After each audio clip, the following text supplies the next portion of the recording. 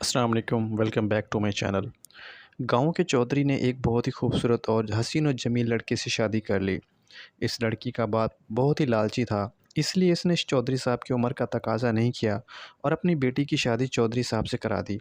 چودھرائن کو پہلے ہی رات معلوم ہو گیا کہ چودھری ایک عیاش پرست آدمی ہے اور اس نے ٹھان لی کہ میں چودھری کو سبق ضرور سکھاؤں گی۔ شادی کے بعد بھی چودھری صاحب نے عیاش پرستی والا کام نہیں چھوڑا۔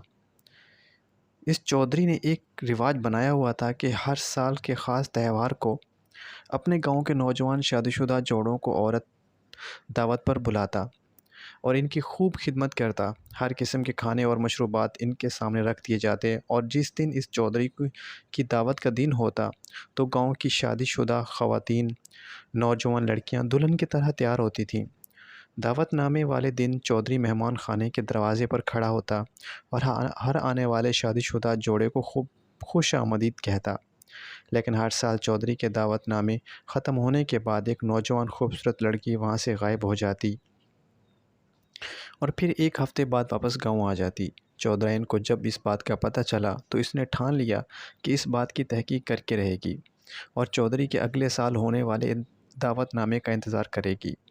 جب اگلا سال آیا تو چودھری نے معمول کی طرح شادی شدہ جوڑوں کو دعوت کی تو اس بار چودھرائن نے ایک بات چال چلی۔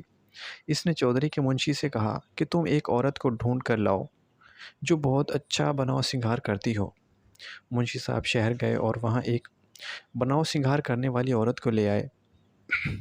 اب چودھرائن نے اس سے کہا کہ مجھے اور اس منشی کو اس طرح تیار کر دو کہ چودھری ہمیں پہچان نہ سکے۔ اس عورت نے چودھرائن کو اس طرح تیار کر دیا کہ وہ خود بھی اپنے آپ کو پہچان نہ سکی۔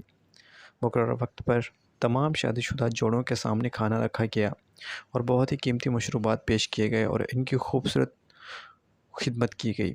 لیکن جیسے ہی دعوت نامہ ختم ہوا تو چودھری صاحب نے اپنے آدمی کو اشارہ کیا کہ جاؤ اور سب سے خوبصورت لڑکی کو اٹھا کر میرے ڈیرے پر لے جاؤ، کیونکہ اس کو پہلے بھی سب سے خوبصورت اور حسین و جمیل لڑکی لگتی تھی۔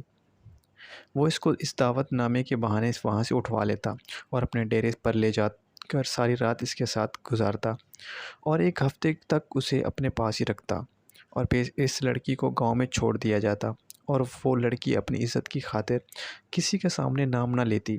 اس بار جیسے ہی دعوت نامہ ختم ہوا تو چودھری کے آدمیوں کو چودھرائن کے علاوہ اور کوئی خوبصورت لڑکی نہ لگی تو انہوں نے چودھرائن کو چپرے سے اٹھایا اور اس کو چودھری کے ڈیرے پر لے گئے۔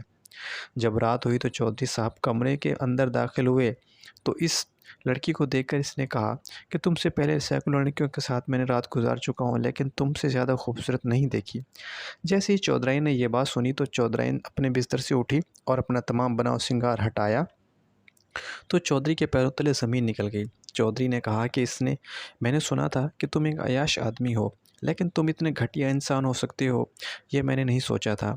تم گاؤں والوں کو مہمان نوازی کا لالچ دے کر ان کی عزت کے ساتھ کھلواڑ کرتے ہو۔ اس کے بعد اس چودھری کی اصلیت تمام گاؤں والوں کے سامنے آ گئی اور چودھری کو اس گاؤں سے رسوا کر کے نکال دیا گیا۔